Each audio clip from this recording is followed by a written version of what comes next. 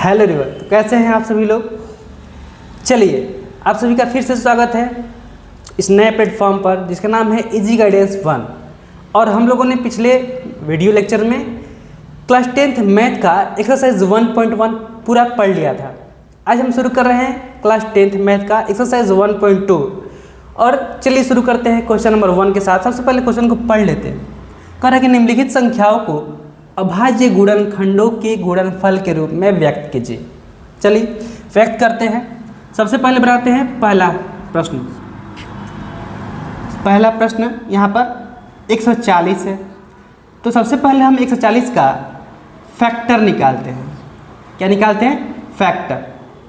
तो देखिए यहाँ पर 140 यानी अंत में 0 है, तो यह सम संख्या से कटेगा। इसके अलावा अंत में अगर कोई सम संख्या रहता तो भी किससे कटता? सम संख्या से कटता। तो इसको सबसे पहले हम 2 से काट लेते हैं। तो 2 से काट लेते हैं यानी कि 2 से इसको डिवाइड करते हैं, तो ये आ जाएगा 70। फिर इसको 2 से करते हैं तो ये आएगा 35। अब क्या यह 3 से कटेगा? 3 से नहीं कटेगा। 4 से नहीं कटेगा। 5 से 5 कट जाएगा 7 बार में। और फिर 7 जो है 7 से कट जाएगा एक बार में। तो हम इसको ऐसे लिख सकते हैं 2 × 2 × 5 × 7 × 1। 1 नहीं भी लिखेंगे तो भी चलेगा, ठीक है। तो ये गुणा करेंगे जब इसको हम लोग, तो ये आ जाएगा 140। अब देखिए ध्यान से देखिए, यहाँ पर 2 जो है 2 बार है। तो अभी मैंने बताया था कि अगर 2 × 2 को अगर हम चाहें तो जब और इसको पद मान लें तो पद को गुणा करेंगे तो पद रह जाएगा, इसका घात और इसका घात क्या हो जाएगा? जुड़ जाएगा। तो ये हो जाएगा 1 और 1 2। तो ये हो जाएगा 2 का पावर 2 × 5 × 7। ये हो जाएगा आपका आंसर पहला का। निम्नलिखित संख्याओं को अभाज्य गुणनखंडों के गुणनफल के रूप में व्यक्त कीजिए। तो 140 का अभाज्य गुणनखंड का गुणनफल जो है 2 का पावर 2 × 5 × 7 हो जाएगा। ये था पहला का आंसर, बहुत ही आसान, ठीक है। चलिए दूसरा देख लेते हैं। यहाँ पर 2 नंबर 156। तो 156 के सबसे पहले निकालना है फैक्टर। तो बताया था मैं, अगर अंत में कोई सम संख्या रहे तो सम संख्या से कट सकता है। तो ये जाएगा 7 दूना 14, 1 8 दूना 16।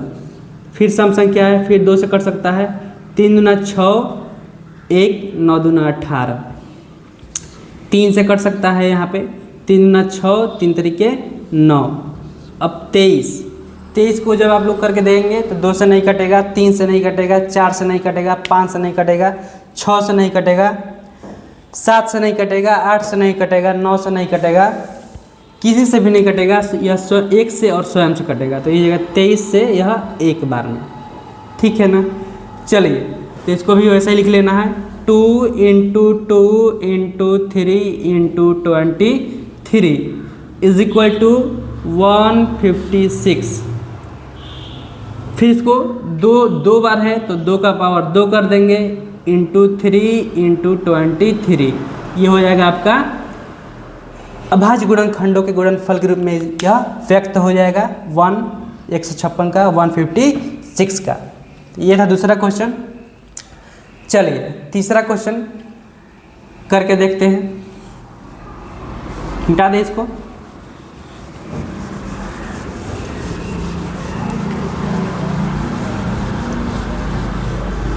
Question number 3।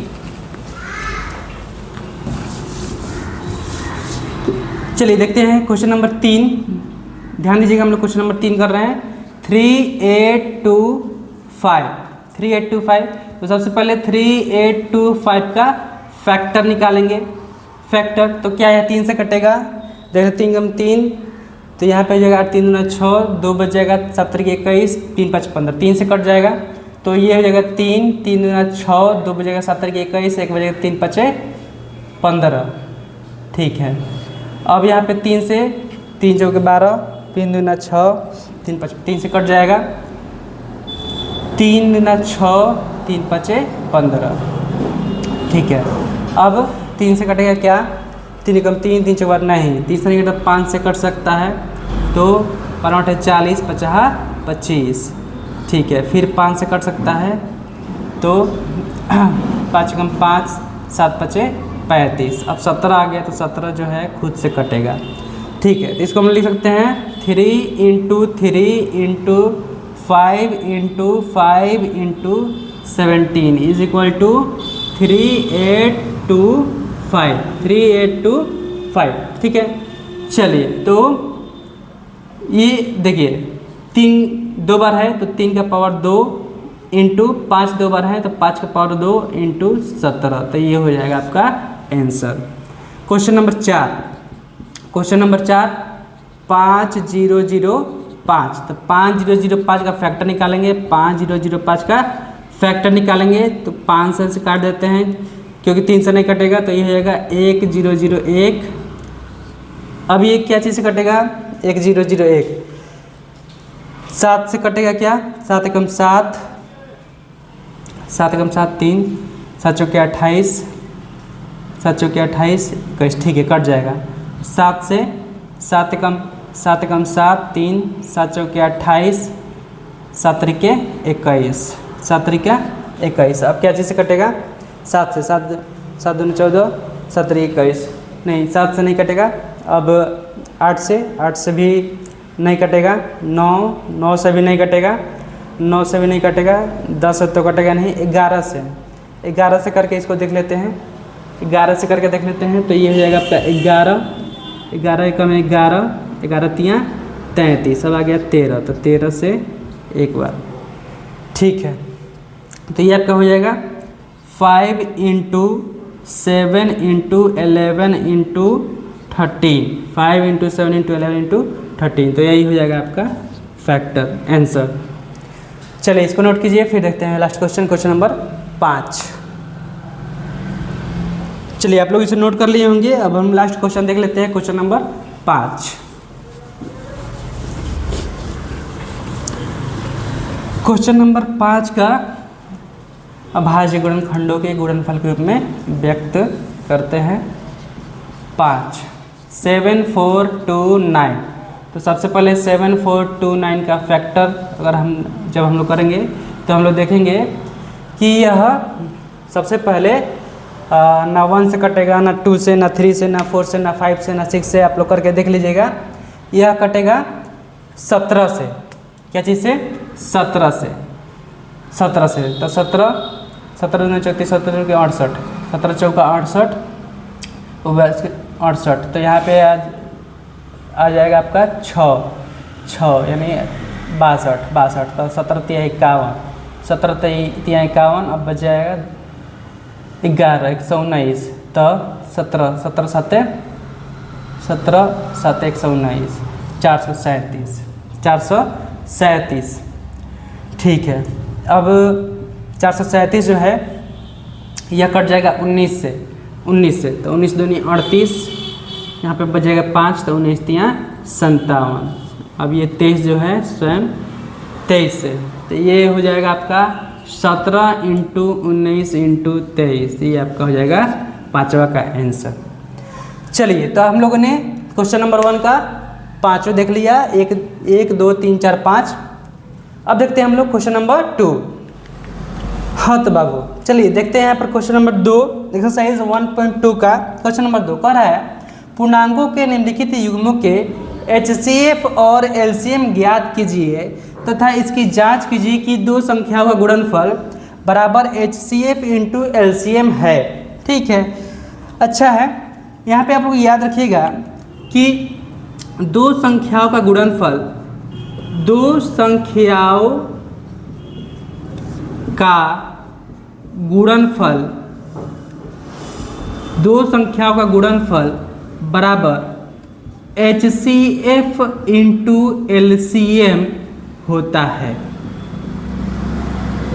दो संख्याओं का गुणनफल बराबर HCF × LCM होता है। तो ये बात आप लोग जान गए, इसको आप लोग नोट कर लीजिए और ये बात आप लोग जान गए। चलिए हल करते हैं क्वेश्चन नंबर 1। क्वेश्चन नंबर 1, तो सबसे पहले 26 का फैक्टर निकालेंगे। 26 का फैक्टर तो 2 से 1 3, फिर 13 से एक बार।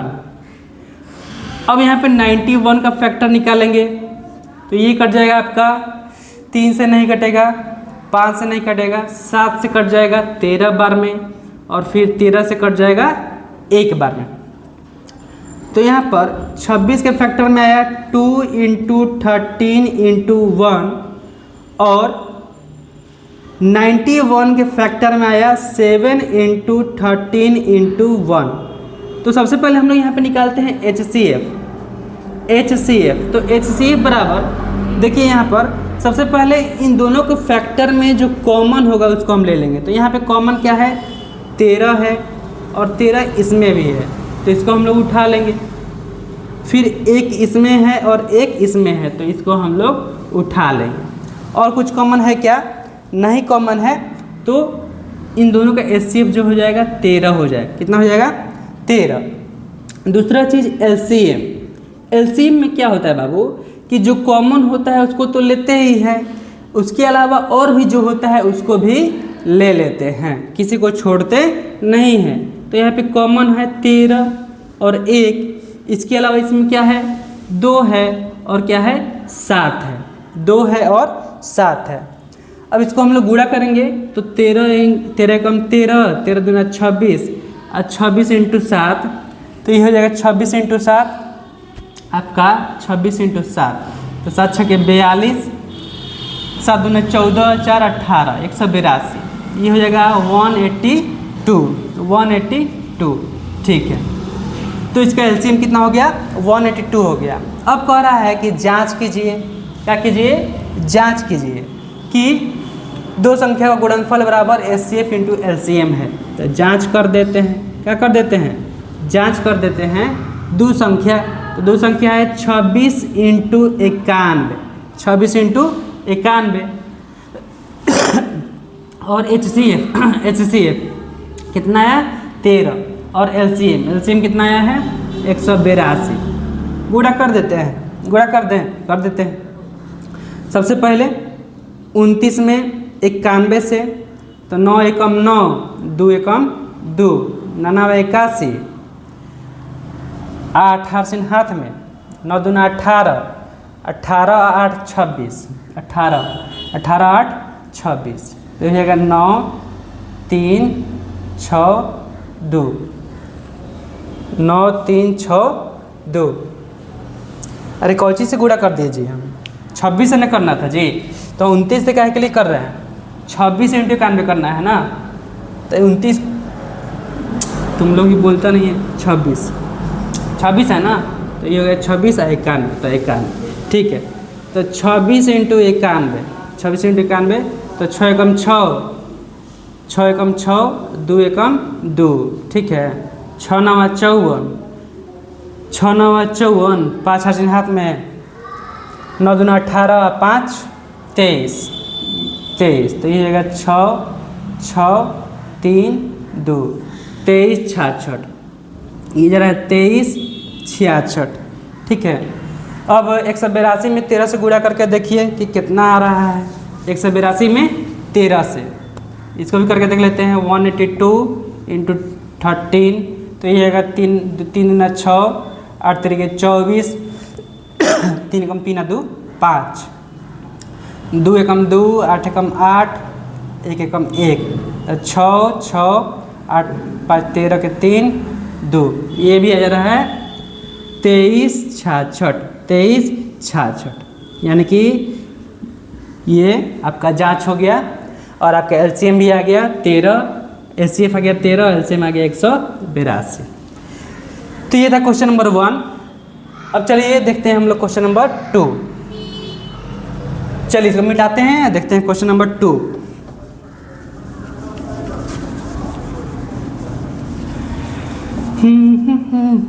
देखा एक ख्वाब तो ये सिलसिले हुए, दूर तक निगाहों में है गुल खिले हुए।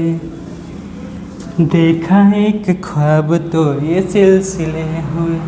चलिए क्वेश्चन नंबर 2। 510 और 92, ठीक है। चलिए सबसे पहले 510 का फैक्टर निकालेंगे। तो 510 का फैक्टर 2 से 2 दूना 4, 2 दूना 4, 1 बच गया 110, तब 5 दूना 10, फिर 5 दूना 10, 255। कितना? 255। अब 3 से जाएगा क्या? 3 से 21, 24, 15, ठीक है। 3 से जा सकता है, 3 से तो 8 तरीके 24 और 3 पचे 15, 8 तरीके 24 और 3 पचे 15। अब 3 से 3 दूना 6 नहीं जाएगा, 5 से तो 5 गम 5, 7 पचे 35। अब हो जाएगा 17 से एक बार में। चलिए अब 92 का करके देखते हैं। 92 का 2 से 4 दूना 8, 6 दूना 12, 2 से 2 दूना 4, 2 तिया 6, 23, 23 से तो 23 एक बार में। तो यहाँ पर 510 का फैक्टर हो जाएगा 2 × 3 × 5 × 17 × 1, और 92 का फैक्टर हो जाएगा 2 × 2 × 23 × 1। अब इसका निकालते हैं सबसे पहले HCF। तो HCF निकालने के लिए बताए थे कि जो दोनों के फैक्टर में जो कॉमन है उसको लेंगे। तो ध्यान से देखिए, इसमें यहाँ पे 2 है, इसमें भी यहाँ पर 2 है, तो यहाँ पे 2 को उठा के पटक दिए। इसके अलावा और कुछ है क्या? 3 नहीं, 5 नहीं, 17 नहीं, 1, चलिए 1। 2 का तो इसमें 2 इसमें 1 है 23, तो यहाँ पे HCF बराबर हो जाएगा 2। HCF बराबर क्या हो जाएगा? 2। अब LCM तो ध्यान दीजिए, LCM 2 का कॉमन, तो इन दोनों का तो काम हो गया, इन दोनों का काम हो गया। अब जो बाकी है सब उतार देंगे। तो 3 × 5 × 17 × 2 × 23, है ना। अब इसको गुणा करेंगे हम लोग, इसको गुणा करेंगे तो गुणा करके देखिए कितना होता है। गुणा करके देखिए जरा इसको कि कितना होता है, ये कितना हो रहा है? 3 दूना 6, 3 दूना 6, 6 5 30, 30 × 17 तो 0, 7 तरीके 21, 0 3 0 1 5, 510 और 17 दूना 46, ये 510 और 23 दूना 46, तो ये होगा 0, 6 कम 6, 6 5 30, है ना। ये होगा 0, 4 कम 4 और 5 का 20, तो 0 6 4 3 2, 23,460 कितना हो रहा है? तो ये हो रहा है आपका 23,460, 23,460। चलिए इसको मिटाते हैं और LCM बराबर यहाँ पे लिख देते हैं 23,460, 23,460। अब जांच कर लेते हैं, क्या कि जांच तो लिखा है कि जांच करना है तो करना ही है। तो दो गो संख्या जो है 510 है और 92 है, बराबर का HCF आ गया 2 और 23,460 LCM है। तो 510 92, तो 510 और 92 में गुणा कर देते हैं तो ये हो जाएगा 0, 2 एकम 2, 5 दूना 10, है ना। ये होगा 0, 9 एकम 9, 5 9 45, तो ये होगा 0 2 9 6 4, 46,920, 46,920। तो ये जरा आपका 46,920, इसको गुणा करिएगा तो ऐसा ही दिख रहा है 46 4 दूना 8 6 दूना 12, 46,920। तो ये हो गया आपका दूसरा का जांच हो गया, HCF आ गया, LCM आ गया। तो इसको आप लोग नोट कीजिए और फिर अभी हम लोग देखते हैं क्वेश्चन नंबर 3। चलिए आप लोग नोट कर लिए होंगे, क्वेश्चन नंबर 3 को हम लोग देख लेते हैं। क्वेश्चन नंबर 3,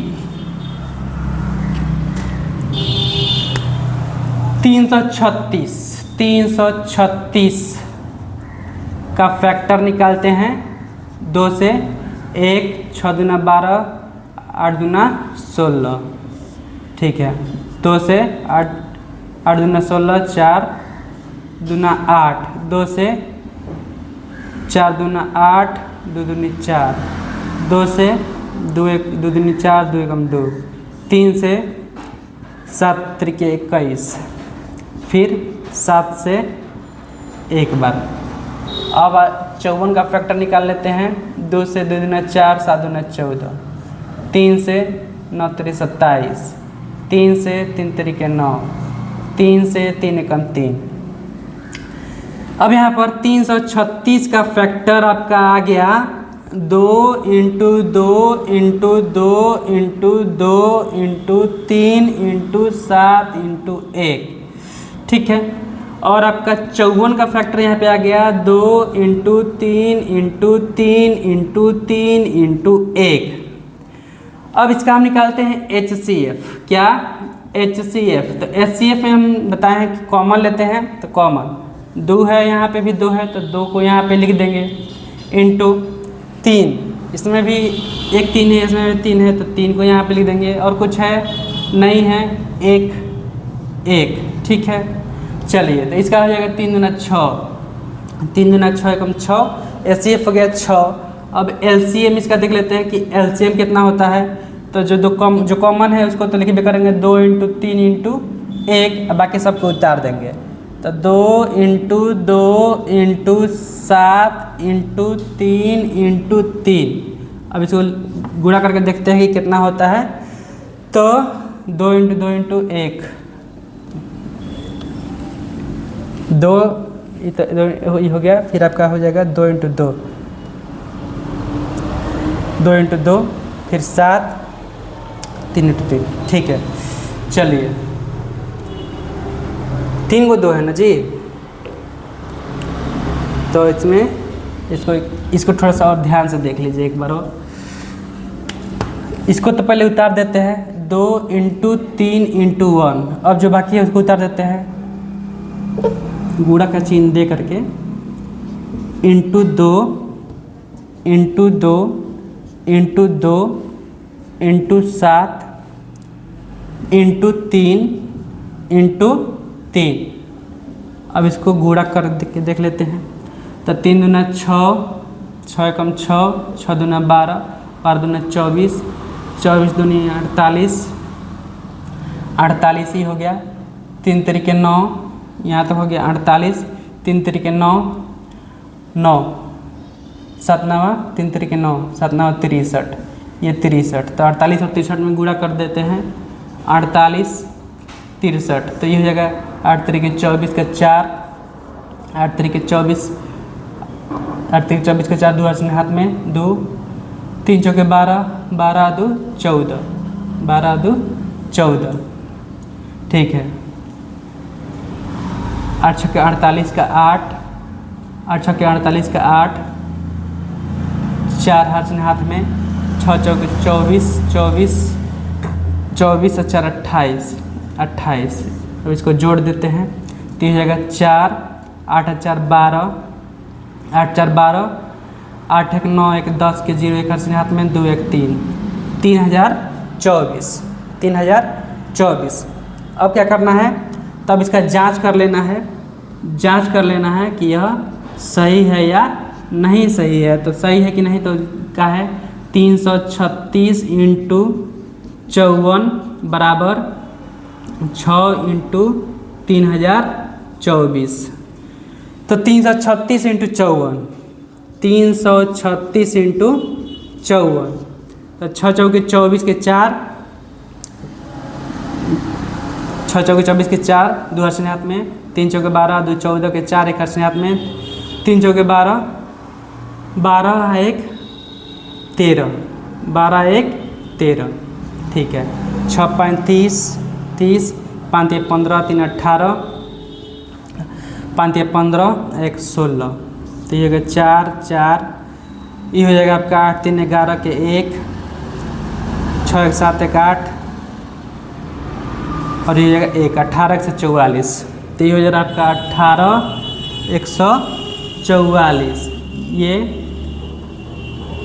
ये आपका भी लगभग 6 दूना 12, अच्छा 24, सेम आ जाएगा 18 144, 18 144। तो ये आपका तीसरा का आंसर हो गया। आपका एचसीएफ आ गया, एलसीएम आ गया और जांच भी हो गया। तो ये था क्वेश्चन नंबर 3, इसको आप लोग नोट कीजिए। अभी हम लोग देखते हैं क्वेश्चन नंबर 4, क्वेश्चन नंबर 3। अरे यार क्वेश्चन नंबर 2 था, क्वेश्चन नंबर 3 देखते हैं। चलिए यहाँ पे हम लोग देखते हैं एक्सरसाइज 1.2 का क्वेश्चन नंबर 3 कर रहा है। अभाज्य गुणनखंड विधि द्वारा निम्नलिखित पूर्णांकों के एचसीएफ और एलसीएम ज्ञात कीजिए। एचसीएफ और एलसीएम ज्ञात करना है, एचसीएफ और एलसीएम। चलिए हल करते हैं। सबसे पहले क्वेश्चन नंबर 1 का यहाँ पे है 12, 15 और 21, 12, 15 और 21 है।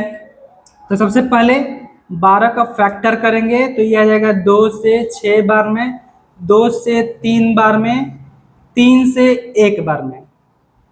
15 का फैक्टर करेंगे तो ये आ जाएगा 3 से कट जाएगा आपका 5 बार में, 5 से कट जाएगा 1 बार में। 21 का फैक्टर करेंगे तो 21 का फैक्टर 3 से 7 बार में, 7 से 1 बार में।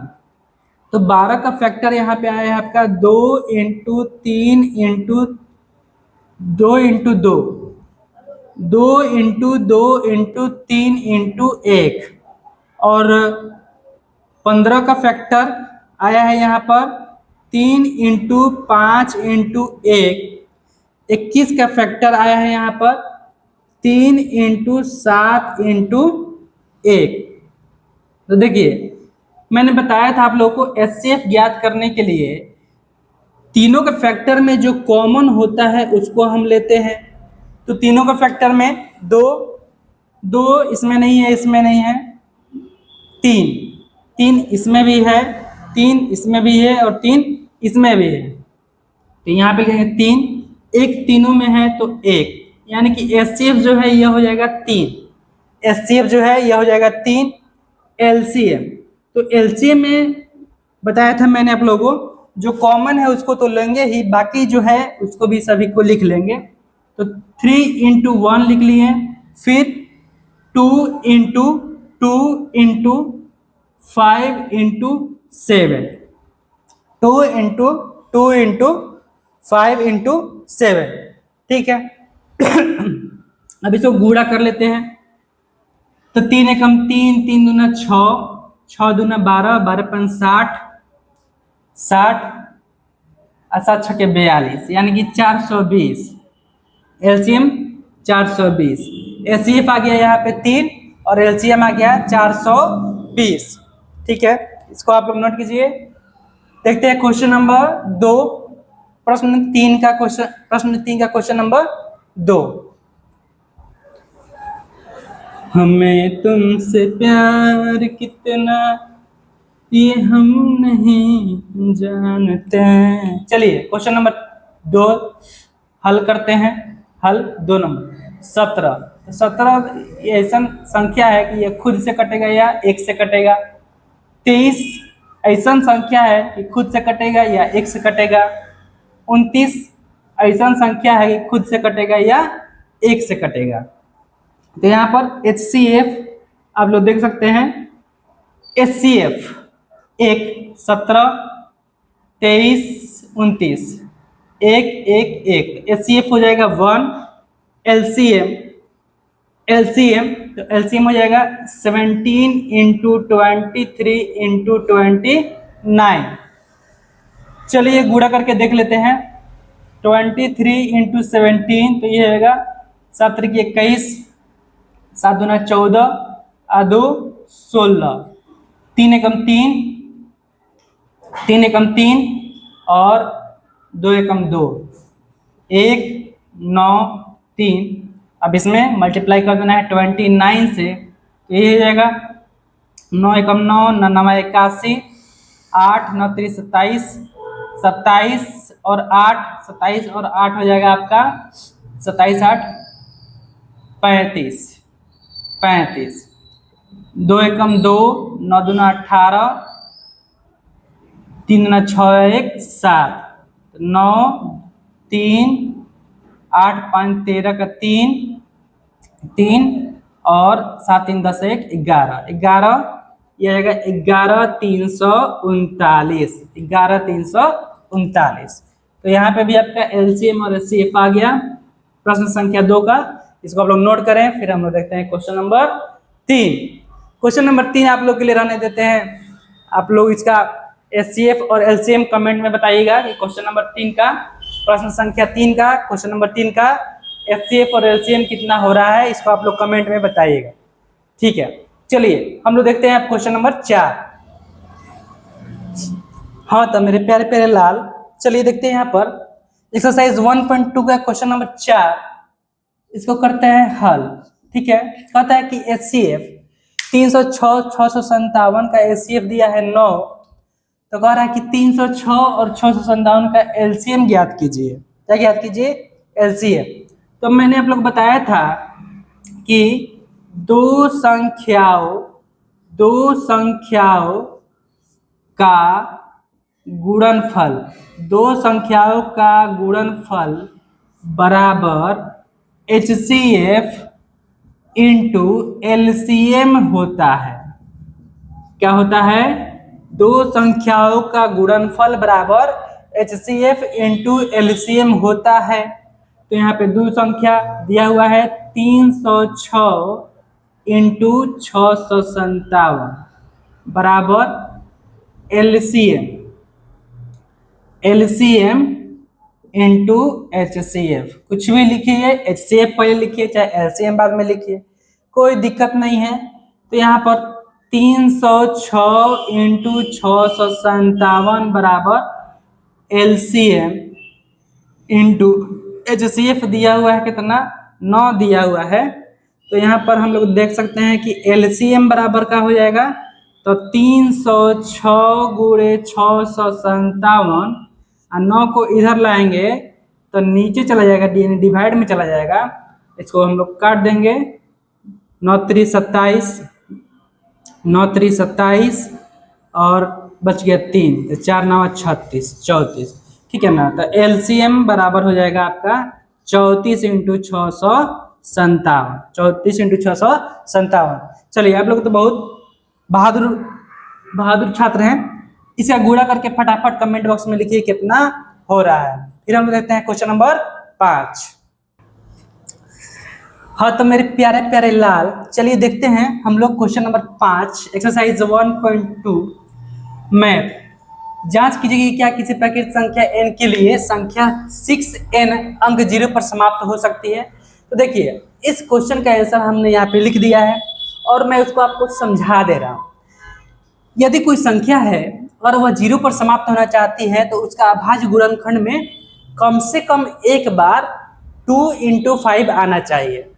और जब हम 6 का गुणनखंड करते हैं, अभाज्य गुणनखंड करते हैं, तो इसमें 2 × 3 आता है। इसका मतलब ये हुआ कि यह 6 × 5 के रूप का नहीं आ रहा है, इसलिए यह किसी भी प्राकृतिक संख्या n के लिए कभी भी 0 पर समाप्त नहीं हो सकती। ठीक है, तो ये इस प्रश्न का उत्तर है। इसको आप लोग नोट कर लीजिए, उतार लीजिए।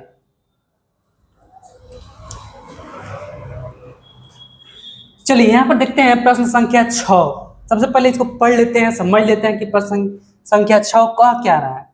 कह रहा है कि व्याख्या कीजिए कि 7 गुणे 11 गुणे 13 जोड़ 13 और 7 गुणे 6 गुणे 5 गुणे 4 गुणे 3 गुणे 2 गुणे 1 जोड़ 5 भाज्य संख्याएं क्यों हैं। बताना है कि यह भाज्य संख्याएं क्यों हैं। तो सबसे पहली बात ये कि यह भाज्य संख्या होती कौन है, भाज्य संख्या कहते किसे हैं। ठीक है, तो देखिए, भाज्य संख्या किसे कहते हैं? वैसी संख्या जिसका अभाज्य गुणनखंड करने पर कम से कम 3 संख्या आए। वैसी संख्या जिसका अभाज्य गुणनखंड करने पर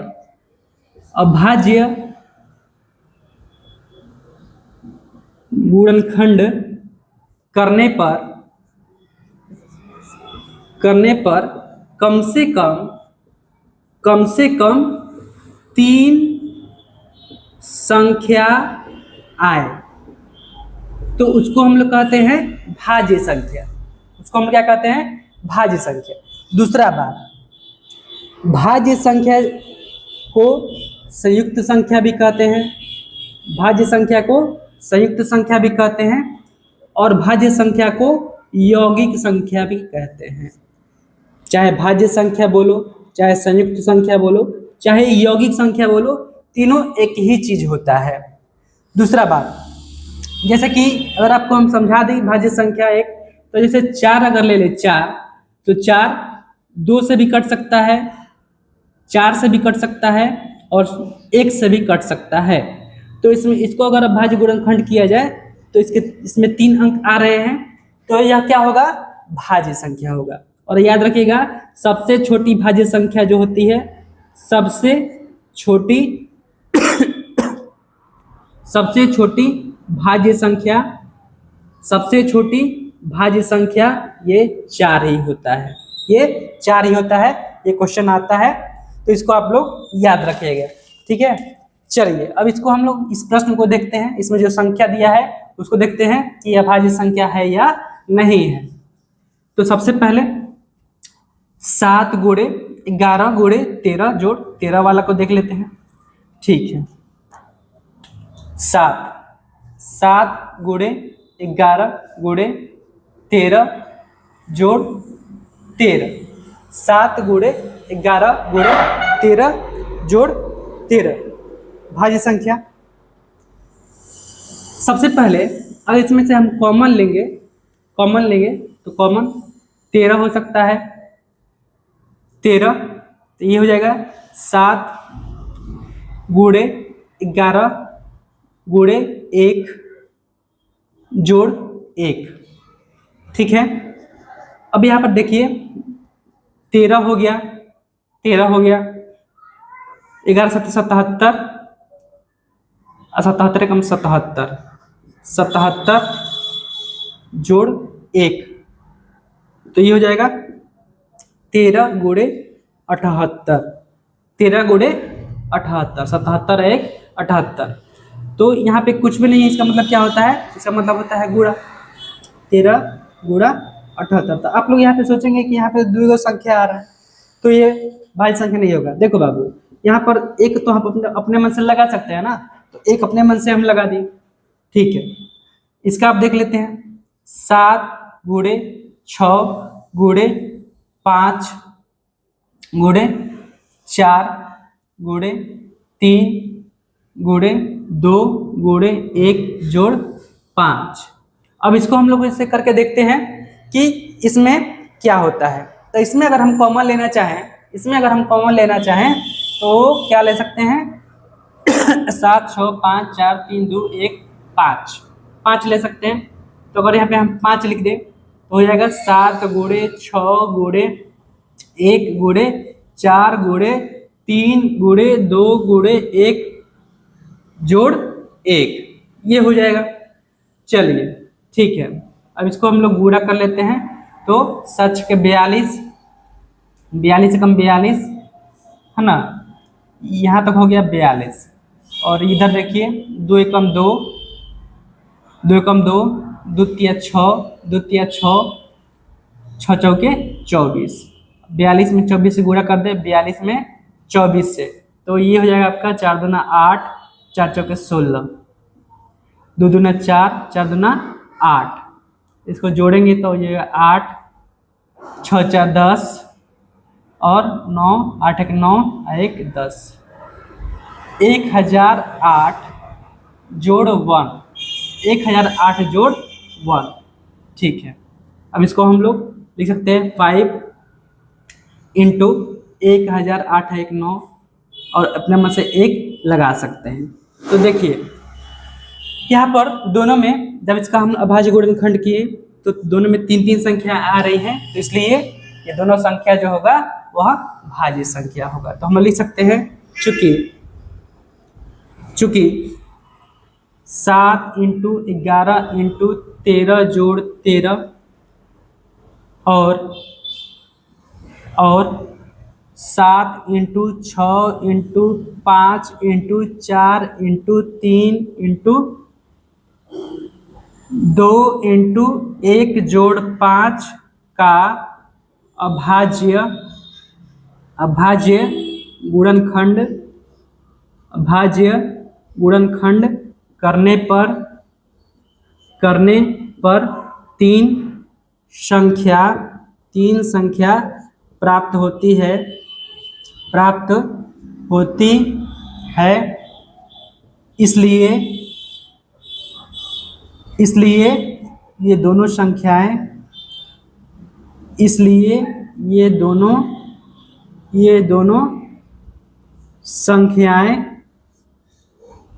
भाज्य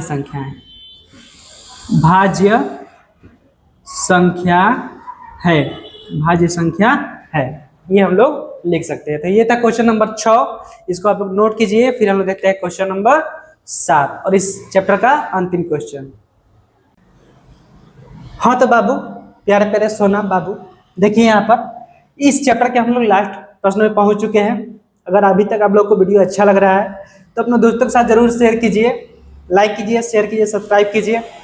चलिए देखते हैं इस चैप्टर का अंतिम प्रश्न। कह रहा है किसी खेल के मैदान के चारों ओर एक वृत्ताकार पथ है। कोई खेल का मैदान है और उस मैदान के चारों ओर एक वृत्ताकार पथ है। इस प्रकार वृत्ताकार पथ है। इस मैदान का एक चक्कर लगाने में सोनिया को 18 मिनट लगते हैं। 18 मिनट लगता है किसको? सोनिया को।